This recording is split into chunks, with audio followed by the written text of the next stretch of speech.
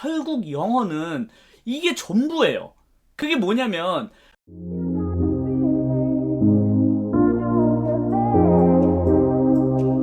네, 반갑습니다. 유튜영어입니다. 요즘에는 정말로 유튜브를 통해서 영어 공부를 시작하시는 분들도 많고 영어 공부를 할 수 있는 방법들이 진짜로 다양해지는 것 같아요. 옛날에는 책만으로 배웠다면 요즘에는 유튜브로도 배우고 전화 영어로도 배우고 뭐 다양한 방법들을 통해서 영어를 배우시는 분들이 있는데 공통점은 하나예요. 다들 한국에 계시면서 영어를 뭔가 잘하고 싶은 거야. 우리가 중학교, 고등학교 때 배웠던 영어들이 그닥 소용이 없다라는 걸 언젠가 느끼고 다시 뭔가 새로운 방법으로 영어 공부를 시작하시는 분들이 진짜로 많은 것 같아요.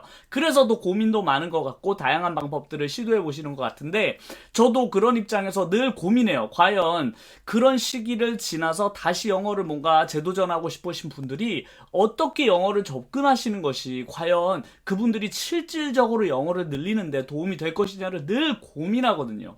제가 지난 5강에서도 정말로 강조하면서 이야기를 했던 부분이기도 한데요. 결국 영어는 이게 전부예요.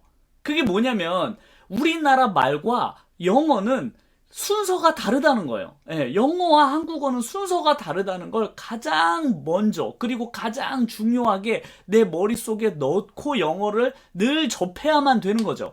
그래서 내가 한국어를 하다가 어느 순간 영어를 말하려고 할 때는 내 머릿속에 스위치가 딱 켜져서 영어 어순으로 전환돼야 돼요. 그 훈련을 무수하게 많이 반복을 하는 것만이 영어를 말하거나 쓰거나 듣거나 읽을 때 가장 유용한 방법이라고 저는 생각하거든요. 그래서 저도 뭔가 말을 하려고 하면 마음속으로 스위치를 딱 켜서 영어 어순으로 전환을 시키면 훨씬 더 말하거나 듣거나 읽기가 편해지거든요. 그래서 영어를 접할 때는 내 머릿속이 그런 식으로 배열이 되는 훈련을 계속 반복하게 하시는 게 너무 중요한데 저도 어떻게 하면 유튜브를 통해서 그런 것들을 훈련시킬 수 있을까? 어떻게든 우리가 한국에 살면서 이렇게 강하게 자리 잡혀 있는 이 어순을 전환시키는 게 정말로 중요하거든요. 그래서 제가 고민하다가 좋은 방법이 떠올라서 이 방법으로 훈련을 스스로 하실 수 있도록 도와드리면 정말로 영어를 만들고 말하고 쓰는데 도움이 진짜 많이 될 것 같다라고 제가 생각이 들어서 준비한 게 있습니다. 그게 어떤 거냐면 한글을 활용해서 영어를 배우는 거예요. 우리가 보통은 영어를 배울 때 그냥 한글을 영어로 바꾸는 걸 먼저 배우잖아요. 그래서 한글로 써 있는 걸 그냥 영어로 바꾸는데 그렇게 하지 말고 한글로 써 있는 걸 영어의 순서로 한번 바꾼 다음에 그 다음에 영어로 바꾸는 한 단계를 더 추가하려고 제가 하거든요. 그러면 이런 문장이 있다고 예를 들어보죠. 나는 매일 아침에 영어 공부를 합니다. 이런 문장이 있다고 예를 들면 이걸 바로 영어로 바꾸는 것이 아니라 머릿속으로 한 단계 순서를 재배열하는 거예요. 그래서 나는 공부합니다. 영어를 매일 아침. 이런 식으로. 그 다음에 영어로 그 문장을 번역하는 거죠. 그래서 I study English every morning. 이런 식으로 한 단계 중간에 한 단계를 넣으면 장점이 있어요. 그러니까 짧은 문장이라면 만약에 문장이 짧다면 굳이 중간 단계를 거치지 않더라도 머릿속에 그냥 주어 동사 목적어 정도만 기억을 하면 변형을 할 수 있는 게 가능할 수도 있어요.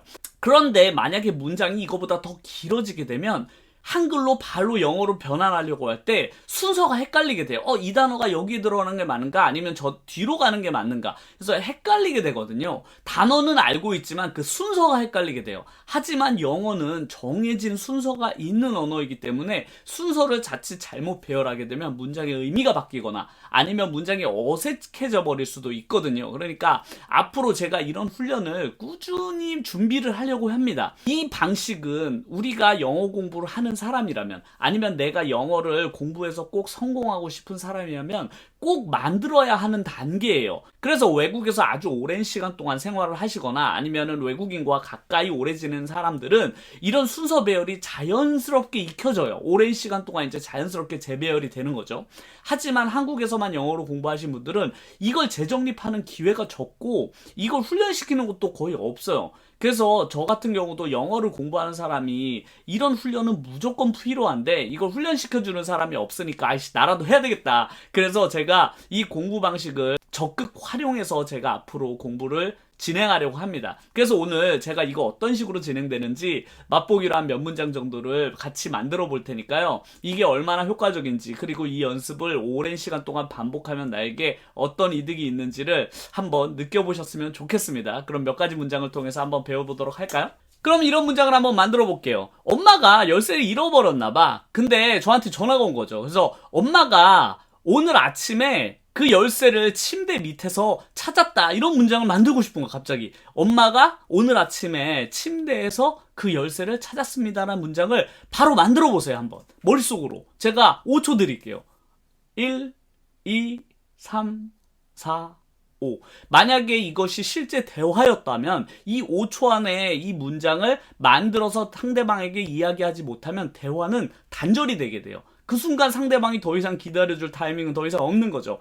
그래서 이걸 순간적으로 내뱉기 위해서는 영어의 순서가 머릿속으로 재배열돼야만 하는 거죠. 엄마는 오늘 아침에 그 열쇠를 침대 아래에서 찾았다라는 문장을 한번 영어라고 생각해보고 한글을 재배열해보세요. 영어가 아니에요. 한글을 한번 재배열해보세요. 이걸 재배열하면 어떻게 되냐?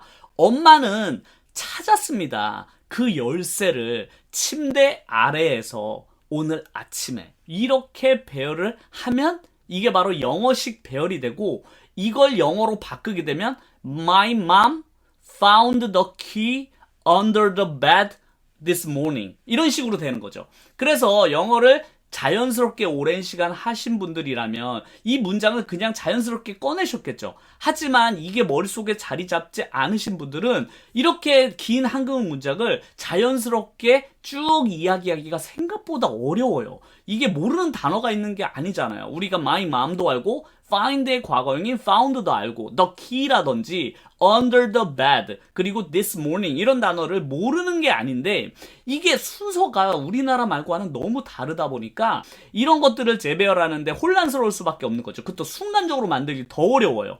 그래서 예를 들면 영어는 무조건 3칸으로 이루어졌다고 했잖아요. 3칸이 기본이에요. 그래서 주어가 나오고 엄마가 my mom이 먼저 나오고 그 다음에 무조건 영어는 행동이 나와야 돼요. 그래서 찾았다라는 행동이 나오고 그 찾은 대상이 나와야 돼요. 그래서 찾은 물건이 나와야 되는 거죠. 그래서 found에 뭘 찾았냐? 그래서 the key가 나오고 장소와 시간이 있다면 장소가 먼저 나오는 것입니다. 그래서 under the bed. 그 다음에 맨 마지막에 시간이 나오는 게 영어의 순서거든요. 이 순서에 익숙해지면 익숙해질수록 영어를 아주 유창하고 잘하게 되니까요. 이 순서를 꼭 기억하셨다가 영어 어순을 재배열하는 훈련을 저와 함께 해주시면 좋겠는데요. 문장 하나를 더 예를 들어볼게요.